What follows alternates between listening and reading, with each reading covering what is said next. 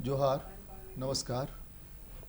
हम जिस जीवन में आ गए हैं उस जीवन में बिजली के बगैर हम सोच ही नहीं सकते हैं। विकास का मतलब ही है कि बिजली।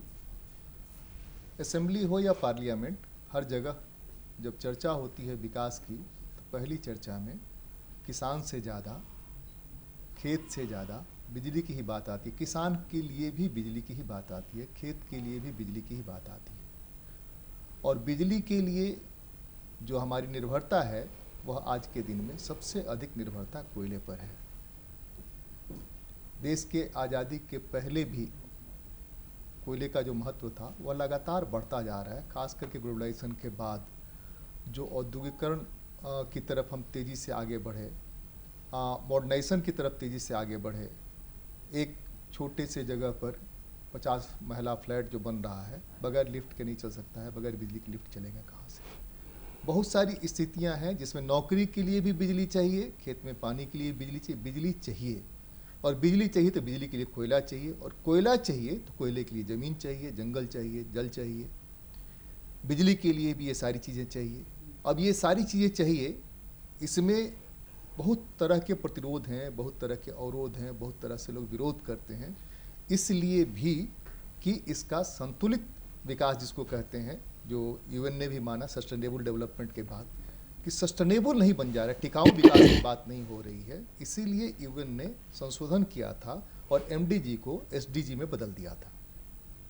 आज हम बात करेंगे कि बिजली और कोयले की जो ज़रूरत है, जो महत्व है, उसमें कैसे समन्वय बना करके, क्या ज़रूरत है और कैसे समन्वय बना करके हम चीज़ों को आगे बढ़ा सकते हैं ताकि यूएन का जो गोल है टिकाऊ विकास का उसको हम हासिल करें। हमारे साथ बीच बहस में इस चर्चा के लिए हमारे साथ जो शामिल हैं वो हैं एनटीपीसी के executive director A K. Goswami ji. स्वागत है आपका। नमस्कार। नमस्कार। हमारे साथ है कोल्डिया के पूर्व चेयरमैन ए.के. झा साहब, आपका भी स्वागत है। जोहार, नमस्कार। हमारे साथ हैं पीएम प्रसाद जी जो सीसीएल के सीएमडी हैं, आपका भी स्वागत है। आपको भी जोहार। आप सबको जोहार, नमस्कार। मैं अनिल झा जी आपसे आरंभ करता हूं। कोयले की ज़रूरत आज के दिन में क्या अनुमान है? हम जो पढ़ रहे हैं, जो समझ रहे हैं कि अगले 25-30 सालों में कोयले की मांग और बढ़ेगी।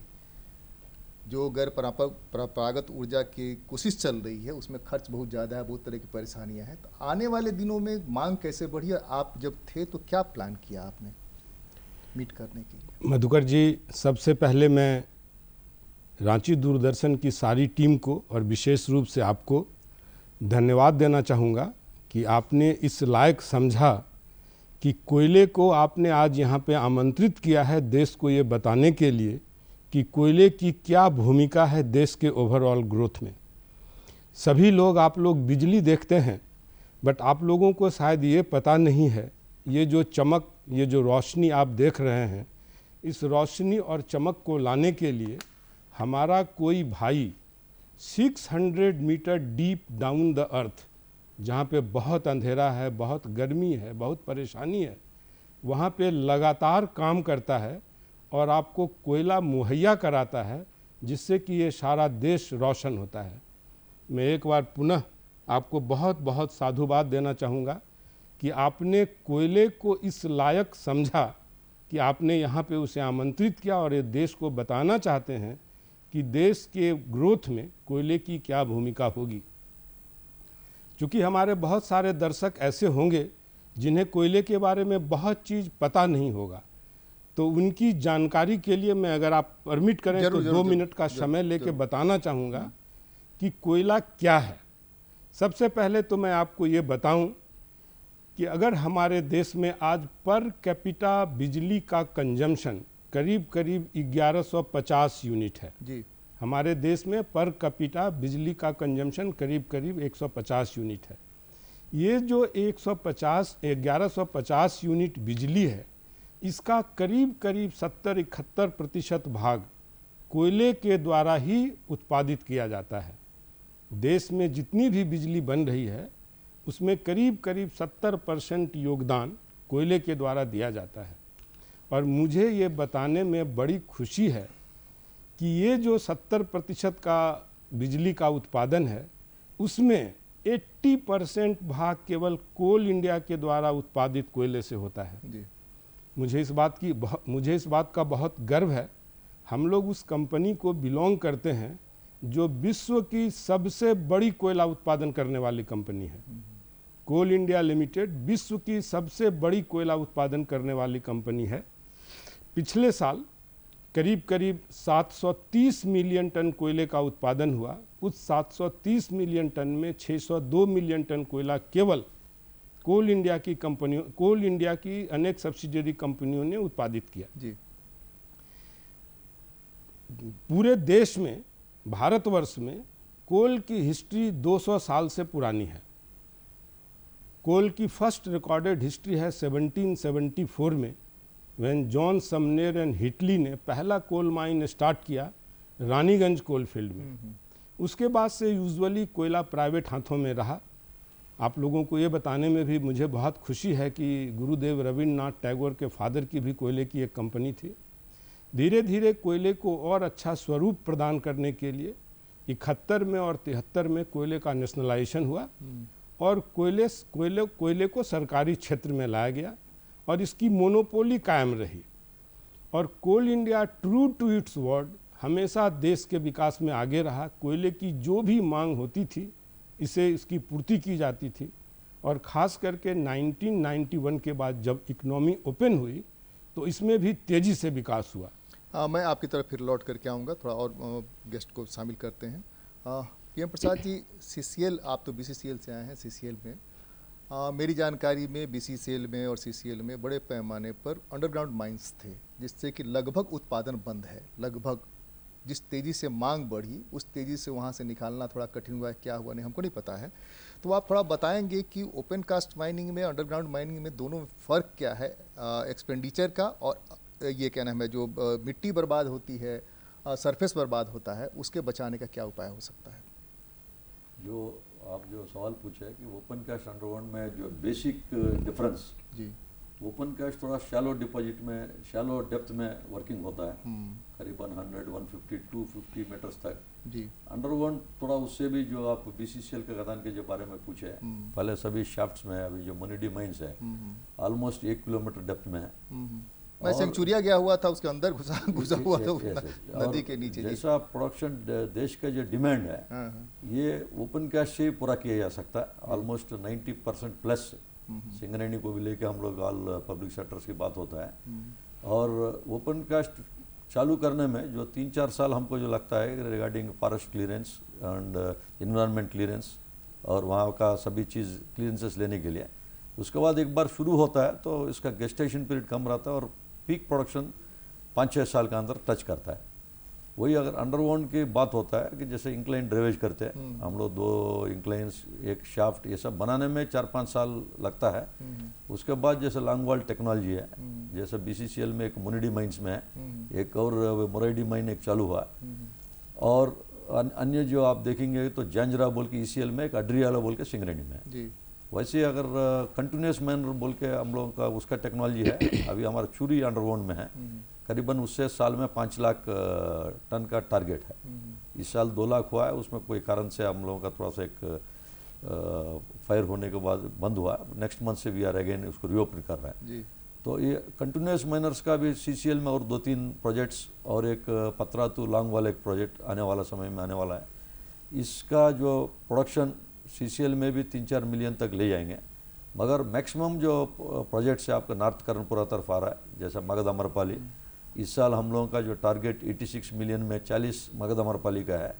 आने वाला समय में जो 1 बिलियन टन का जो हम लोगों का जो 23-24 का टारगेट में CCL को 145 मिलियन का में, कोल इंडिया का 1 बिलियन है तो CCL का 145 में, मगध अमरपाली का ही जो श्रेय है उस टाइम में 70 मिलियन के आसपास है। साथ में संगममित्र एंड चंद्रगुप्त नया प्रोजेक्ट चालू होगा, वो उस टाइम में 23-24 जस्ट स्टार्टिंग पॉइंट है, 1 साल होकर रहेगा और उसके बाद आने वाला समय में उसका प्रोडक्शन बढ़ेगा।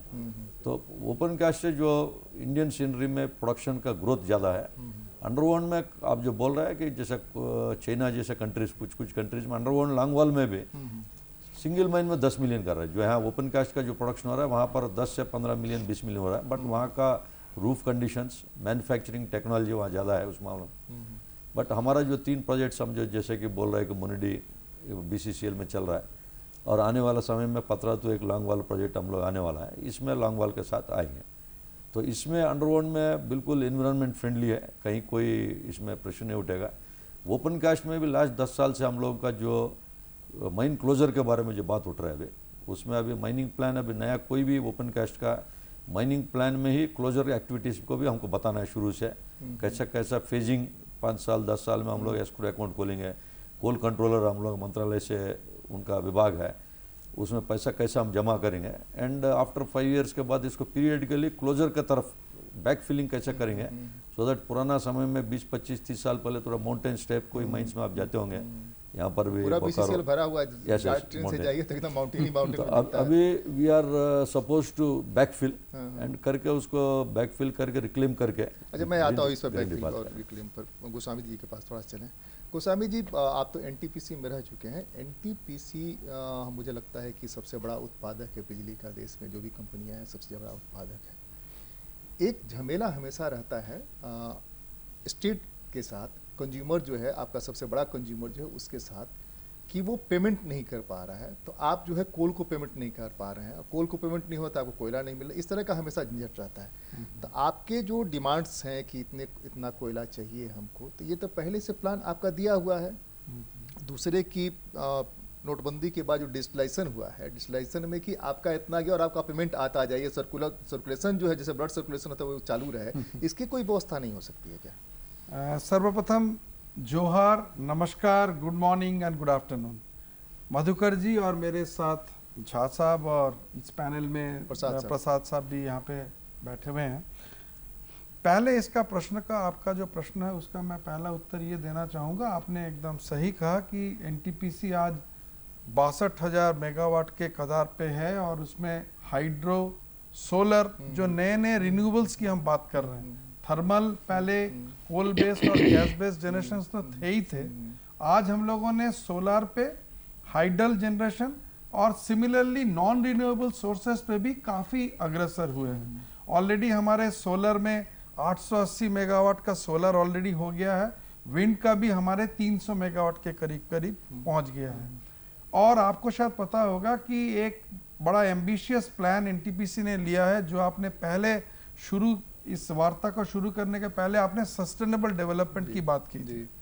सस्टेनेबल डेवलपमेंट के अंतर्गत NTPC की एक 175 गीगावाट का जो प्लान था 2032 में, उसमें non renewable source, basically non renewable के साथ काफी एक बड़ा एक चंक जो है बिजली का हम लोग इस पे करने वाले थे जी। और आपको मैं ये कहना चाहता हूँ कि आज नॉट ओनली भारत में, थोड़ा सा मैं एक इनपुट पर आपसे जवाब चाहूँगा। एक 500 गीगावाट की ये अनुमान लगाया गया कि 500 गीगावाट हमको चाहिए, तब जाकर के कोयले पर निर्भरता हमारी कम हो सकती है, खत्म नहीं होगी। एग्जैक्टली कम हो सकती नहीं, मैं उसके संदर्भ में यही जी। कहना चाह रहा हूँ आपको कि आज आपको शायद पता हो गया कि अभी 10-15 सालों में ही NTPC का अपना ही 1,25,000 मेगावाट जाने की ऑलरेडी एक प्लानिंग है, जो कि आज 62,000 के नियरली डबल हो जाएंगे। उसमें ऑलरेडी NTPC ने यही कहा है कि भाई, क्योंकि देश की प्रगति के लिए रिन्यूएबल सोर्सेस ऑफ एनर्जी को डेफिनेटली प्रावधान देना पड़ेगा। और थर्मल जो आज हम, जिसमें झा साहब भी कह रहे थे कि 80% इसका हम लोग कोयले से करते हैं। और अभी मैंने रिसेंटली रिपोर्ट पढ़ा था, जिसमें आपके प्लानिंग कमीशन का एक रिपोर्ट आया है, जिसमें कहा गया है कि कोयला आज 45 बिलियन यूनिट, माने 45 साल तक जितने हमारे 2 लाख मेगावाट आज कोल बेस्ड पावर स्टेशन है इंडिया में, इस 2 लाख मेगावाट के लिए अगले 45 सालों के बाद कोयला यहाँ पे नहीं मिलेगा आपको। तो आपको उचित ही रिन्यूएबल सोर्सेस पे जाना ही पड़ेगा। थोड़ा सा मैं रोक करके झा साहब को यहाँ लाना चाहूँगा, इसलिए जरूरी लगता है। आपकी जो बात थी वो आप पूरी करेंगे। एक चीज़ हम जानना चाहते हैं कि कोल इंडिया सबसे ज़्यादा कोयले का उत्पादन कर रहा है, उसके बावजूद हमको कोयला इंपोर्ट करना पड़ता है, इसलिए कि मॉडर्नाइजेशन जिस ढंग से पावर हाउसेस का होता जा रहा है, उसमें लगता है कि हमको मिनिमम ऐश या विदाउट ऐश वाले कोल चाहिए। इसके लिए आपने वासरीज भी बहुत बड़े पैमाने पर लगवाए। तो आप जिस पीरियड में थे, आगे के लिए कि कम से कम ऐस जाए ताकि हमको कम से कम निर्भरता होना पड़े इम्पोर्टेड कोल के लिए, इसके लिए क्या व्यवस्था हो सकती है? जैसा कि मैंने आपको बताया, पिछले साल देश में कोयले का उत्पादन करीब करीब 730 मिलियन टन हुआ जी और टोटल कंजम्पशन करीब 965 मिलियन टन था। जी तो करीब करीब 235 मिलियन टन कोयला है जिसको कि इंपोर्ट किया गया। जी ये 235 मिलियन टन कोयले में 50 मिलियन टन कोयला जो है वो कोकिंग कोल है।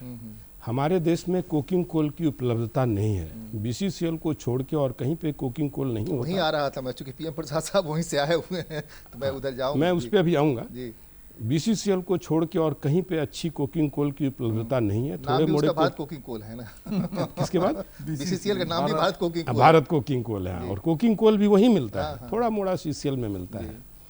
तो ये जो 50 मिलियन टन कोयला है ये मेरे लिए इरिप्लेसेबल है, ये हमको मंगाना ही होगा अगर हमको स्टील इंडस्ट्री को बढ़ावा देना है।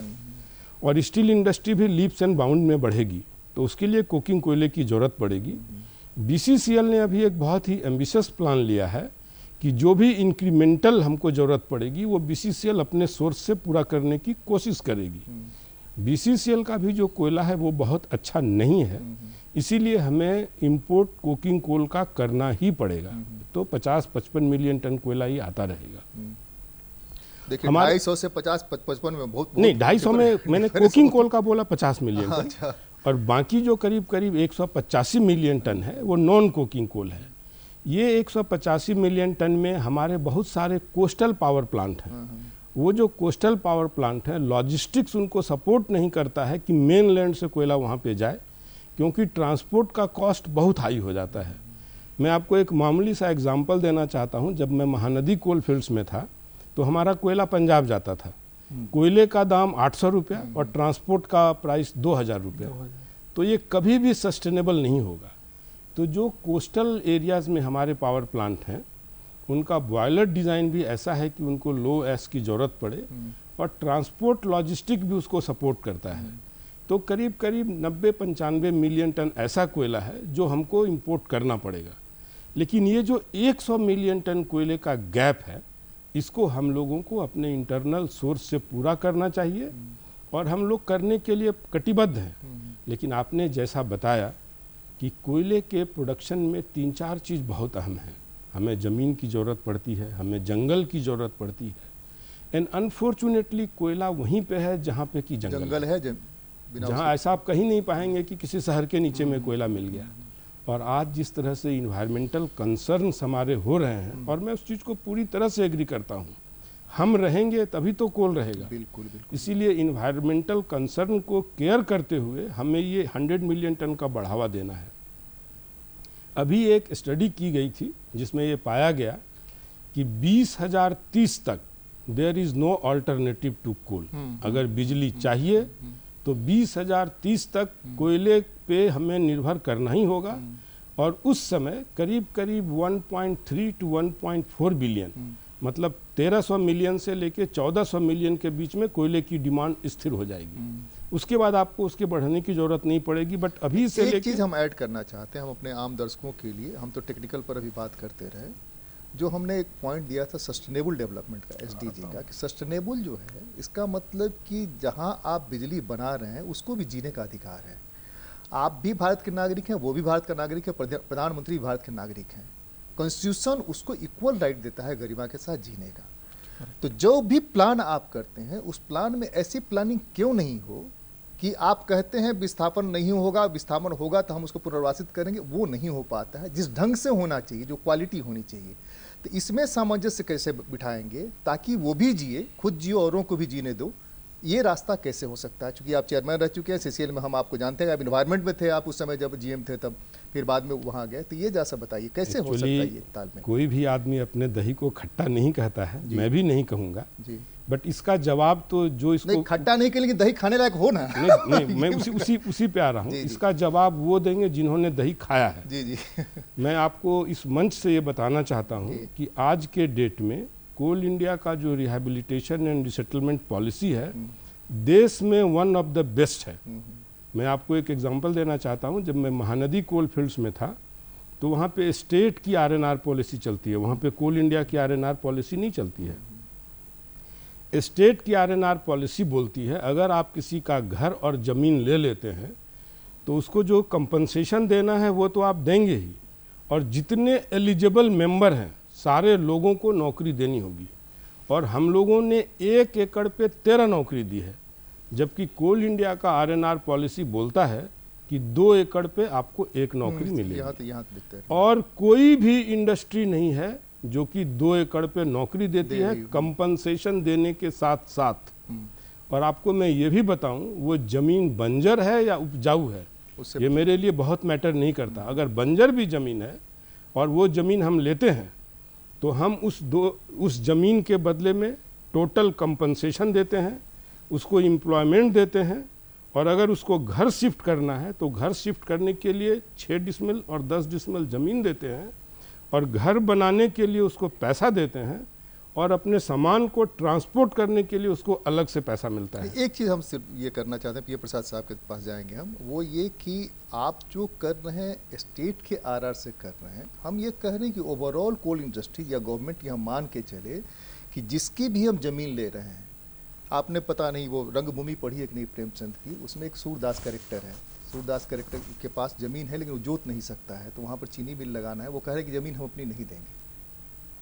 जमीन नहीं देंगे के पीछे जो कारण है ना, तो वो अगर लगे कि हमको भी इसमें शामिल किया जा रहा है कि मैं भी इसका मालिक हूँ, ऑनरशिप उसको लगेगा, तब ये झंझट नहीं होगा हमको लगता है। और जो आप डिमांड कर रहे हैं आने वाले दिनों के लिए कि आपको जंगल भी चाहिए, आपको कोयला भी चाहिए, जंगल जहाँ है वहीं कोयला है, जहाँ कोयला है वहाँ जंगल है, इस बीच में जो तालमेल बिठाना है, प्रसाद साहब थोड़ा सा आपकी तरफ। नहीं, प्रसाद साहब से पहले मैं इस पे बोलना चाहूँगा, क्योंकि मैंने कोल इंडिया में इसको ओवरऑल देखा है।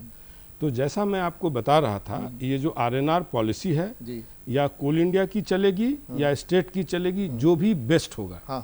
दूसरी चीज जो आपने कही, समय के साथ साथ लैंड स्कार्स होता जा रहा है।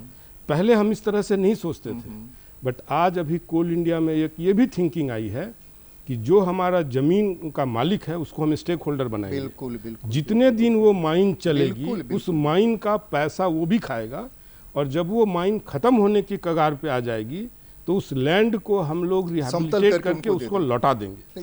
यही तो वो मांग रहा है शुरू से प्रसाद साहब जी। अभी जो आप जो बोल रहे हैं कि रिगार्डिंग रिहैबिलिटेशन, कोल इंडिया में अभी एक न्यू एन्युटी स्कीम भी अप्रूव हुआ है जी। वो भी हम लोगों को अभी एक्सप्लेन कर रहा है, whether it is BNK area, मगदामरपाली।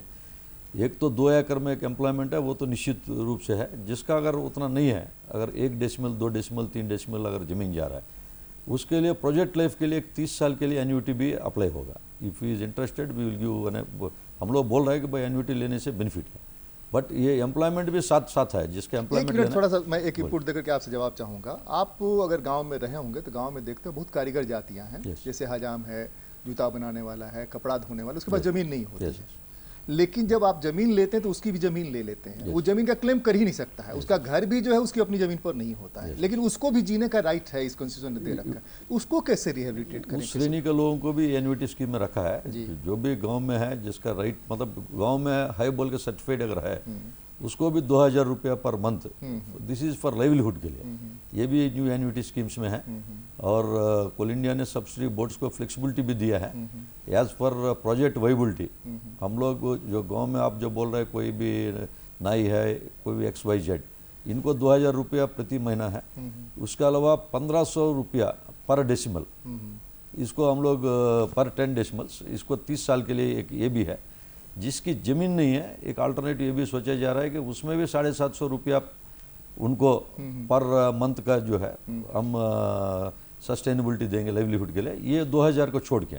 तो न्यू एन्युटी स्कीम एक अच्छी चीज़ आ रहा है, ये पहले जो उससे बेहतर इसमें ये कम्युनिकेट हो रहा है क्या लोगों के पास जो जमीन जानी हो रहा है? हमको लगता नहीं ये कम्युनिकेट हो रहा है। अभी कम्युनिकेट हो रहा है, अभी राज्य सरकार को भी बता रहा है, यहाँ पर हम लोगों को झारखंड सरकार से भी कोऑपरेशन मिल रहा है, whether it is revenue secretary, chief secretary साहब, CM साहब से भी। नहीं, वो तो हम लोग अभी करेंगे, लेकिन जिनकी जमीन जानी है उनके साथ कम्युनिकेशन, इनके साथ भी हम लोग जो है, जैसे मगदामरपाली में भी ले गया, बकोरो में भी, अभी ब्लॉक 2 बोल कर राजारप्पा में है, नदी के उस तरफ। अभी ये कम्युनिकेशन में वार्तालाप चल रहा है, MLA लोग, कुछ स्थानिक MLA MP से बातचीत चल रहा है, it will come in place. नहीं, माननीय विधायकों सांसदों से आप जरूर बात करिए, लेकिन जिसकी जमीन जा रही है उससे बात करना उससे ज्यादा। बात मैं ये चल कह रहा रहा हूँ है, बात चल रहा है, जैसा मगध में मैं- जैसा प्रभावित क्षेत्र में भी हम लोग बात कर रहे जी। हैं, गांव में भी। जी। अभी जस्ट अप्रूव हुआ स्कीम, अभी जैसा हम लेके जाएंगे जरूर बातचीत करके इसको हल निकालें। जी अब जैसे आपने ये R&R की बात कही तो नहीं, मैंने हमने पहले- सब चीज जोड़ा। हमको कोयला हाँ। चाहिए, ये मस्ट है नहीं, कि हमको कोयला चाहिए, मैं उसी लेकिन में जो आ रहा कोयला दे रहा है उसके लिए मैं क्या? अभी उसी में ही आ रहा जी। हूँ। देखिए ऐसा है कि जैसे हमने ये जो पावर स्टेशन बनाया, डेफिनेटली लैंड हम लोगों ने उन्हीं के कॉस्ट पे लिया है और उनको कंपेंसेशन भी दे रहे हैं। लेकिन जिस दिन अभी मैं पहले ही 1 जुलाई को ही मैं ये आपके झारखंड टंडवा अंचल में आया था, जिसमें इंडिया का पहला एयर कूल्ड कंडेंसर टेक्नोलॉजी के साथ ये पावर स्टेशन बनाया जा रहा है। जी। और ये किसी कारण से ये बहुत लेट हो गया था, तो हमें ये दिया गया कि इसको आप जल्दी लाइए। पहला काम मैंने यही किया कि मेरे वहाँ पे 6 प्रभावित गांव हैं।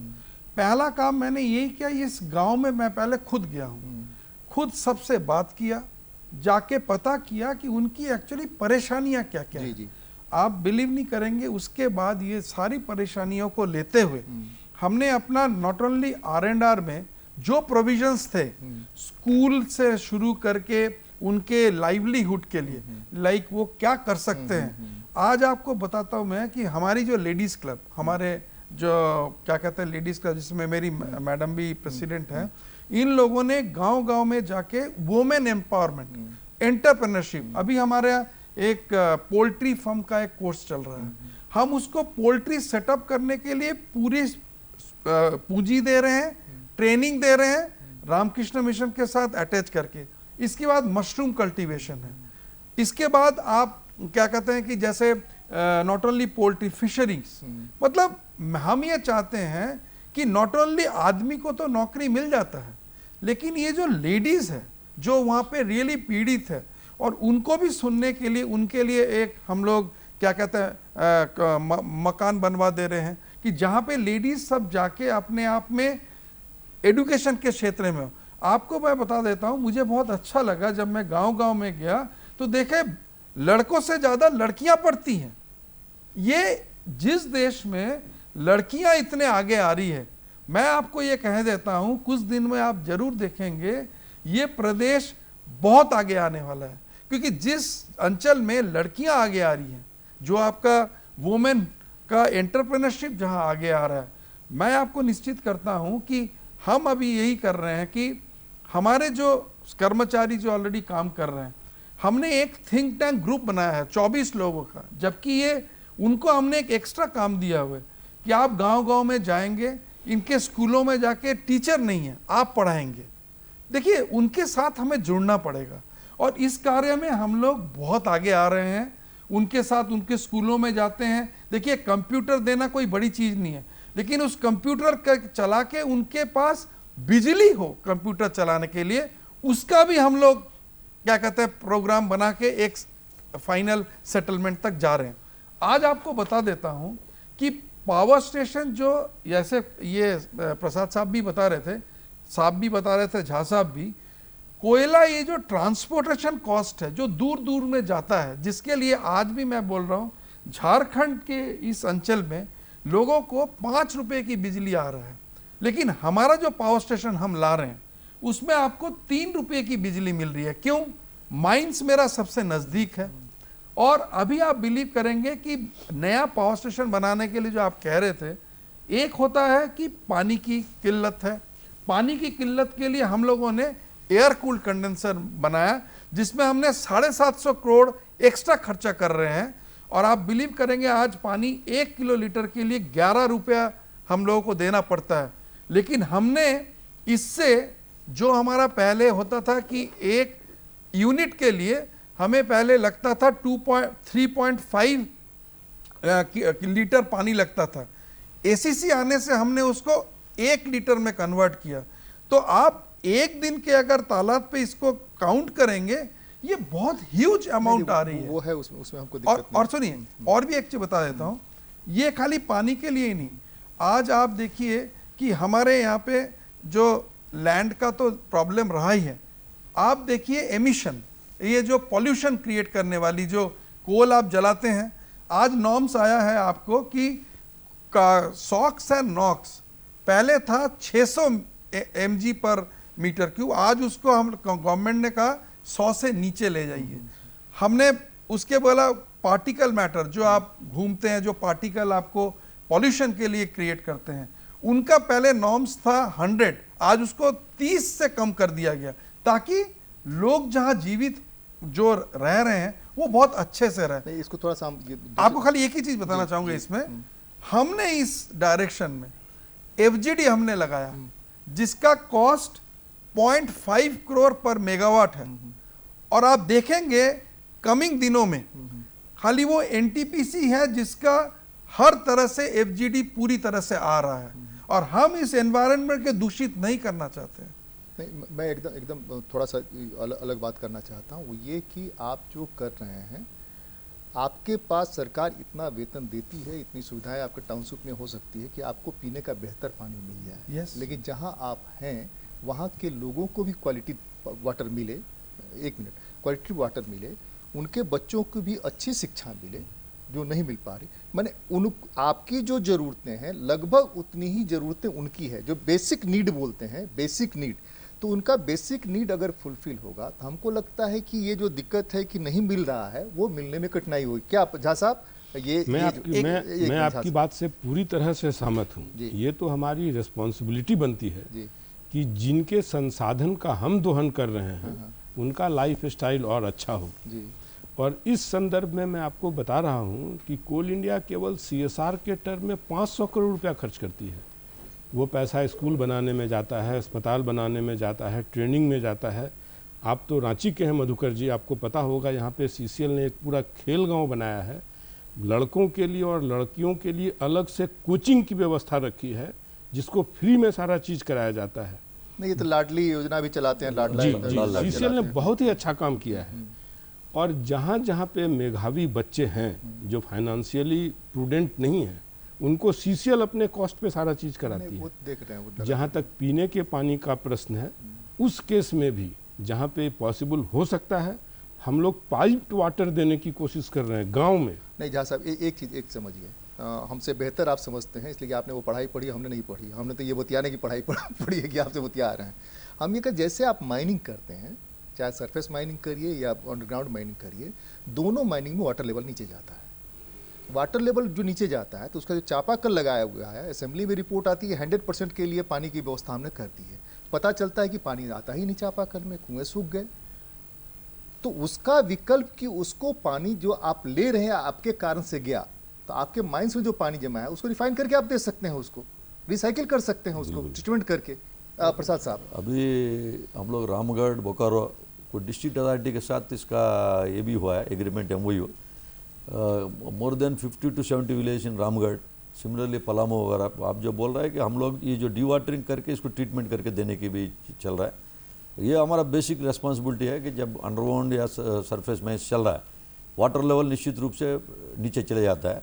इसमें इवन जो हैंड पंप्स वगैरह भी लगाया, कहीं कहीं डेप्थ ज़्यादा हो गया तो मतलब इसमें ड्रिलिंग भी हमको ज़्यादा करके देना पड़ता है। के लिए लोग डीप बोरिंग कर रहे हैं, डीप बोरिंग से पानी निकाल रहे हैं। इसलिए अभी 3-4 डिस्ट्रिक्ट्स में हम लोगों का MOU हुआ है, जो डिफरेंट विलेज के साथ हम लोग जो है डिस्ट्रिक्ट एडमिनिस्ट्रेशन साथ हम लोग रह के इसको ये चीज़ को हम पूरा करें, ताकि वहाँ कोई भी फार्मर्स को जो है हमारा चलते उनको नुकसान हो।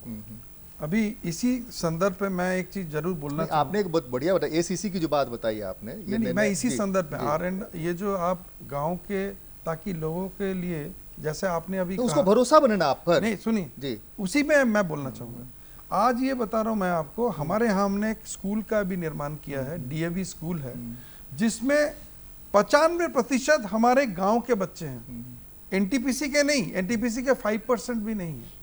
हमने अभी उस नया स्कूल में सारी फैसिलिटीज दिया, उसका फीस भी हमने सेम रखा, उनके लिए भी और हमारे लिए। पहले और दूसरे जगह में आप देखेंगे कि नॉर्मली ये होता है कि भाई NTPC के लिए कम रहता है फीस, सेम फीस रखा है हमने।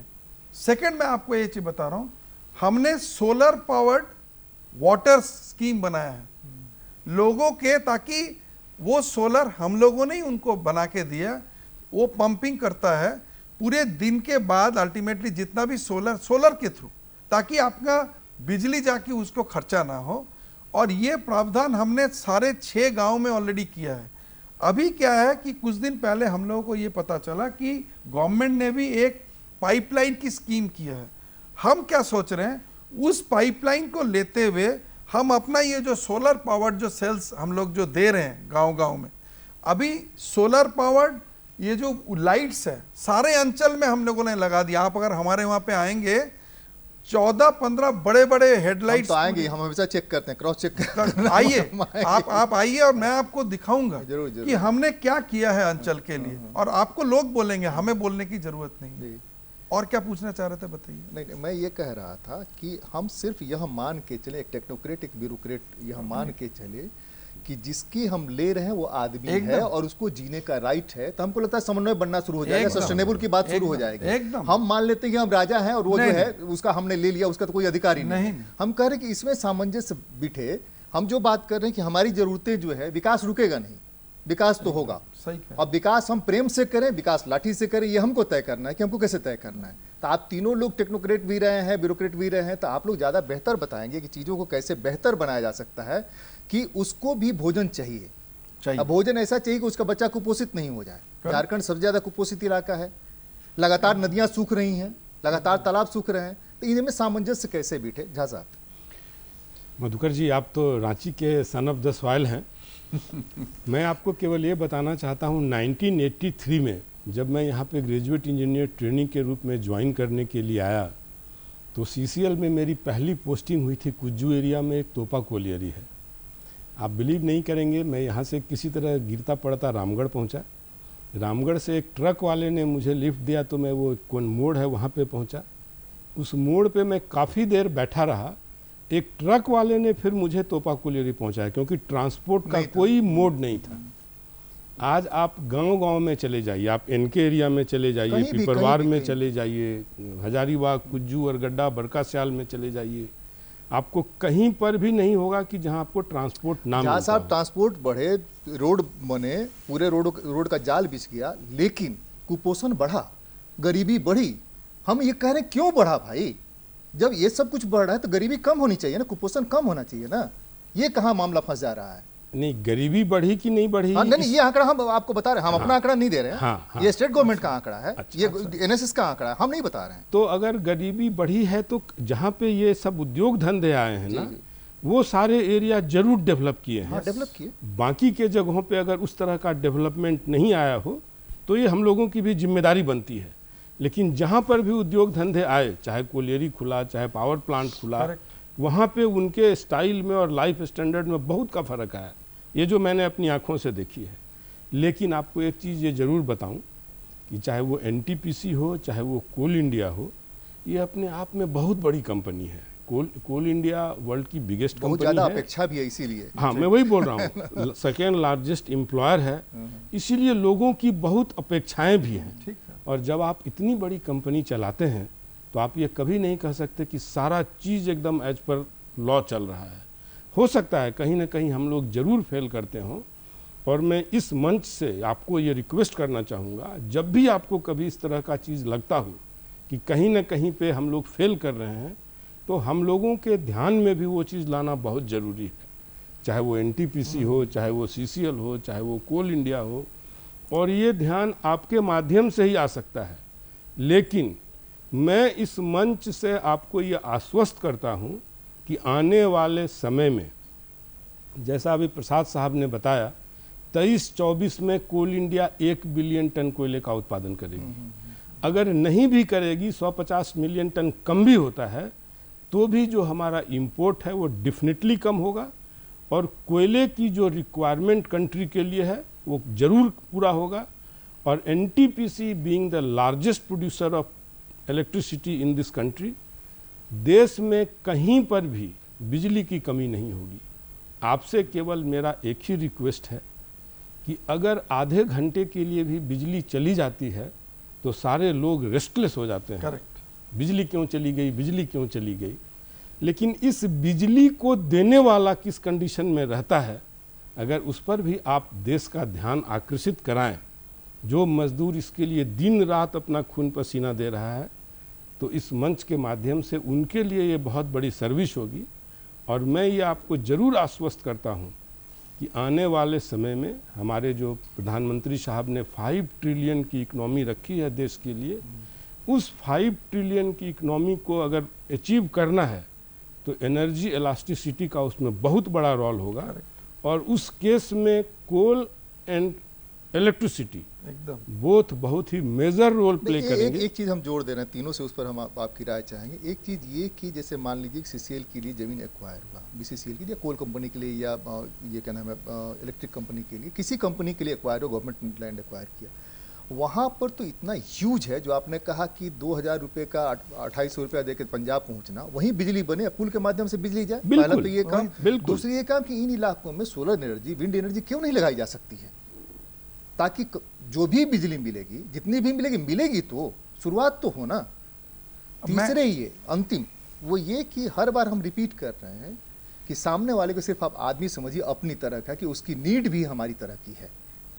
तब स्थितियां देखिए, अगर 6 महीने साल भर में स्थिति बदलने, पहले तो आप भरोसा ही नहीं है आप पर, यह भरोसा बनेगा कि आप उसके दर्द को समझ रहे हैं, तो जब दर्द समझने लगेगा तो भरोसा बनेगा, तो आज भी अभी जो कठिनाई है उस कठिनाई में कमी आएगी।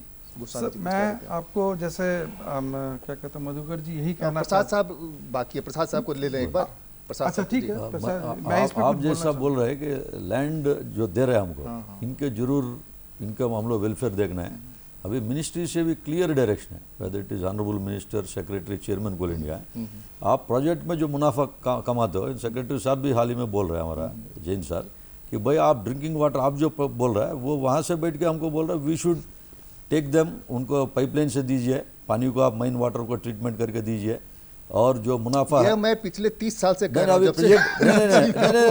देने का भी पूरा आलोचना वहाँ से भी फुल ट्रस्ट है। जी। और पर्यावरण के लिए भी जो फर्स्ट माइल कनेक्टिविटी प्रोजेक्ट्स है, पहले हम लोग टिप्पर से लंबा दूर ले जाते थे, अभी बेल्ट कन्वेयर फेज 1 में belt conveyor and wagon loading जो है साइलोस का माध्यम से, तो पर्यावरण का भी अभी रख रखाव करना है और गाँव का विकास। अब ये पक्का है कि कोई डंडा से कुछ नहीं होना है, अब गाँव का विकास विलेजर्स को कॉन्फिडेंस में लेके। नहीं, मैंने देखा अभी पत्रिका में देख रहा था, एक बड़ा सा कोई मशीन आया जो पूरे पेड़ को उखाड़ के ले जाके पेड़ को ट्रांसप्लांट कर रहा है, पेड़ को नहीं काटते हुए वो जो मशीन से हम लोग ट्रांसप्लांट करके, ताकि इसको आने के लिए 100 साल 150 साल लग रहा है। अभी गांव का विकास अभी मिनिस्ट्री का भी टॉप प्रायोरिटी है। वेदर चेयरमैन कोल इंडिया भी, अभी प्रेजेंट चेयरमैन प्रमोद अग्रवाल साहब भी हमारा सन ऑफ द साहिल है, ये सब झारखंड बोलते हैं कि आपको भाई यहाँ पर CSR में हम जो कर रहे हैं तो आप करते रहिए।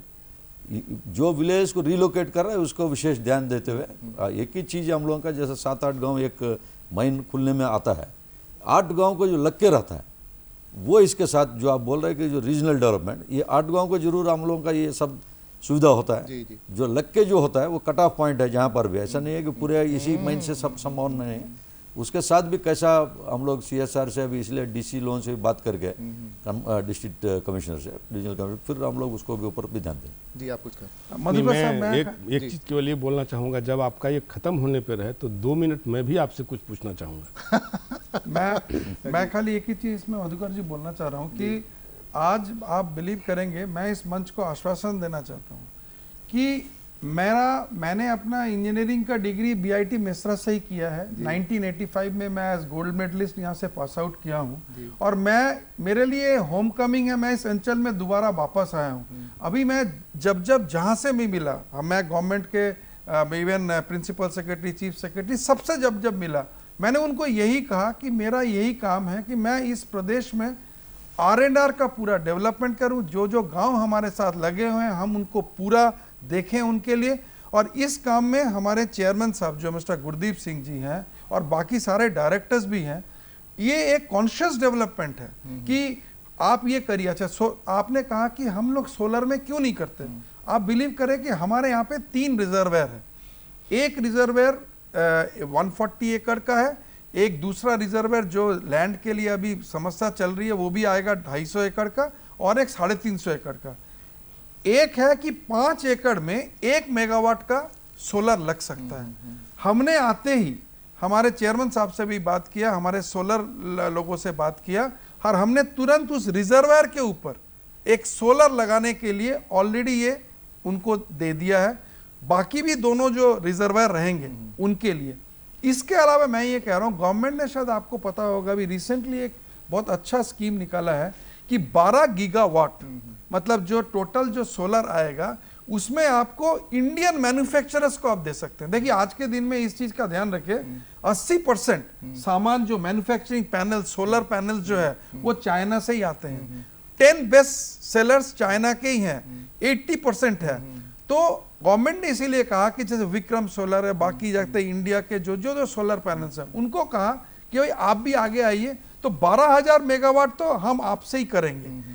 और गवर्नमेंट ने ये भी कहा, क्योंकि हम लोगों ने काफी बीच में सुना था कि कुछ बैनिंग कर रहे थे कि चाइना के सामान, लेकिन ये कहा गया कि सोलर क्योंकि चाइना के बिना जो नहीं चल सकता, उसके लिए स्पेशल प्रोविजन, जैसे एनटीपीसी ने, हमारे चेयरमैन साहब ने और हमारे मिस्टर मोहित है जो रिन्यूएबल देख रहे हैं सोलर के प्रति, उन लोगों ने एक स्पेशल प्रावधान लिया है जिससे सोलर, यही नहीं, हमें ये बोला जाता है कि आप जमीन दे सकते हैं सोलर के लिए। सर आप समझ रहे हैं, सोलर जहां पे एरिड हो, मतलब जहां पानी नहीं आता, जमीन खराब हो, जो उर्वरता नहीं होती। मेरे पास समय खत्म हो रहा है, जहाँ से हम कंक्लूजन की तरफ बढ़ रहे हैं। आधे मिनट आप मेरे से भी सवाल करना चाहें, 1 मिनट 2 मिनट है तो आप सवाल कर सकते हैं, अगर सवाल करना है तो। हाँ, सवाल तो आपसे बिल्कुल करना है। जैसा हमारे और पैनलिस्ट ने भी आपको एश्योर किया कि जहाँ तक कोयले की और बिजली की बात है, ये देश एश्योर्ड है, जो भी रिक्वायरमेंट होगी वो पूरी की जाएगी। आपसे मेरा मूल प्रश्न केवल ये है कि हम दूसरे साइड में बैठे हैं, आप दूसरे साइड में बैठे हैं, आप as a neutral third person ये बताइए, आपकी इन कंपनियों से क्या अपेक्षाएं हैं? आज मेरे सामने सीएमडी सीसीएल बैठे हैं, मिस्टर स्वामी बैठे हैं, आपकी क्या अपेक्षाएं हैं? और उन अपेक्षाओं पे अगर पूरा उतर जाए ये कंपनी, तो उनसे बाकी स्टेक होल्डर्स को क्या उम्मीद है? चलिए आप, अभी तक जितने सवाल जवाब हो रहे थे उसी में हमारी अपेक्षा भी है। सिर्फ पहली अपेक्षा ये है कि आप उसको आदमी जिस दिन समझने लगिएगा, उसका सारा दुख दूर हो जाएगा, अपने साथ जैसे उसको फील करिएगा, उससे ज़्यादा हमारी कोई अपेक्षा नहीं है, उसकी भी अपेक्षा नहीं है। वो नहीं चाहता कि आपकी कुर्सी पर जाकर के बैठे, लेकिन उसका बेटा उस कुर्सी पर बैठने के लायक बने, यह बनाने की जिम्मेदारी आपकी है। इससे ज़्यादा कोई अपेक्षा नहीं है। जी प्रसाद साहब कंक्लूड कर रहे हैं, आप लास्ट में अगर कुछ कहना चाहते हैं थोड़ा। सर मैं यही बोल रहा हूँ कि रीजनल डेवलपमेंट, जिस जगह पे हम नया प्रोजेक्ट खोलेंगे जरूर इसको ऊपर वी विल कंसंट्रेट, वहाँ का जो विलेजर से कंसल्ट करके ही प्रोजेक्ट आगे बढ़ेगा, और उनका पूरा वेलफेयर एंड उनका एजुकेशन एंड हेल्थ में जहाँ पर जो संभावना होगा सीसीएल उसको फ्रंट में रह के काम करें। जी गोस्वामी जी। सर मैं यही खाली थोड़ा सा ही बोलूँगा कि हमारा हॉस्पिटल गांव के लिए है, अंचल के लिए है, लोग आते भी आज कल भी आएंगे, हम उसको खुला रखे हैं।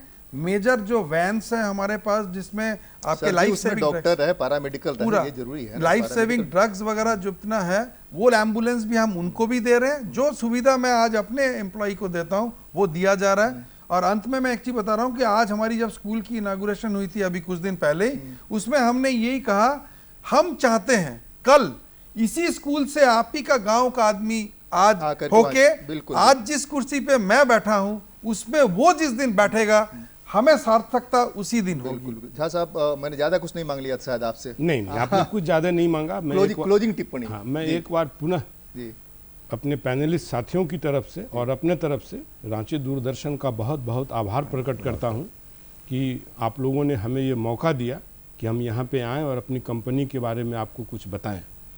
मुझे ये बोलने में भी बहुत खुशी है कि NTPC being the biggest power producer and Coal India being the biggest coal producer, ये दोनों के पास इतनी क्षमताएं हैं कि अपनी कंपनी को आगे बढ़ाते हुए देश हित का और लोकल हित का पूरा ध्यान रखेंगे। एक कंपनी जिसकी टर्नओवर 1,50,000 करोड़ हो, जिसका प्रॉफिट 27-28 हज़ार करोड़ हो, उसके लिए 10-20 हज़ार रुपया 10-20 हज़ार करोड़ रुपया खर्च करना for the betterment of the surrounding is not a big job. और ये लोग उस चीज़ को ज़रूर करेंगे। और जब भी आपको कभी ऐसा लगे कि कहीं पे थोड़ी कुछ कमी रह जा रही है तो आप जरूर उसको अपने माध्यम से। बहुत बहुत धन्यवाद। समय हमारा खत्म हो रहा है, हमारे तरफ से वो धन्यवाद। ये कोयला बिजली ये दोनों आपस में चोरी दामन का रिश्ता है, ये रहेगा। कमिटमेंट आपने सुना, हमको उस पर कोई टिप्पणी नहीं करनी है। हमको सिर्फ सबसे अपेक्षा यही है कि आप यह मानिए घर में उजाला है तो बिजली चाहिए, बिजली चाहिए तो कोयला चाहिए।